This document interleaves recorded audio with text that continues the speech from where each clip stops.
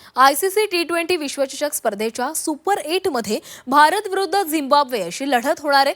Super 8 मधील पहिल्या सामन्यात भारताला दक्षिण आफ्रिकेकडून पराभव स्वीकारावा लागलाय, तर दुसरीकडे वेस्ट इंडिजनं झिम्बाब्वेचा एकतर्फी पराभव केला होता।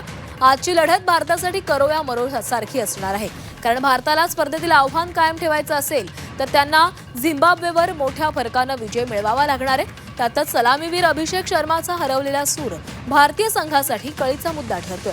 अभिषेक शर्मासोबत तिलक वर्माही धावांसाठी संघर्ष करताना दिसतोय।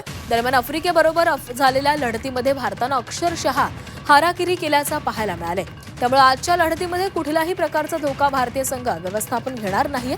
वडिलांची तब्येत बिघडल्याने घरी परतलेला रिंकू सिंह पुन्हा एकदा चेन्नईमध्ये परतलेला आहे, त्यामुळे टीम इंडियाला काहीसा दिलासा मिळालाय। आजच्या लढतीमध्ये टीम इंडियात काही बदल होण्याची शक्यता आहे। संजू सॅमसन, अक्षर पटेल आणि कुलदीप यादवला संघामध्ये संधी मिळण्याची दाट शक्यता आहे, त्यामुळे सूर्यकुमार यादव नाणेफेकीनंतर कुणाला संधी देतो याकडे नजरा असतील। त्यामुळे आजचा अटीतटीचा सामना जिंकून स्पर्धेतील आव्हान कायम ठेवण्यासाठी सूर्या आणि यंग ब्रिगेड मैदानामध्ये उतरेल।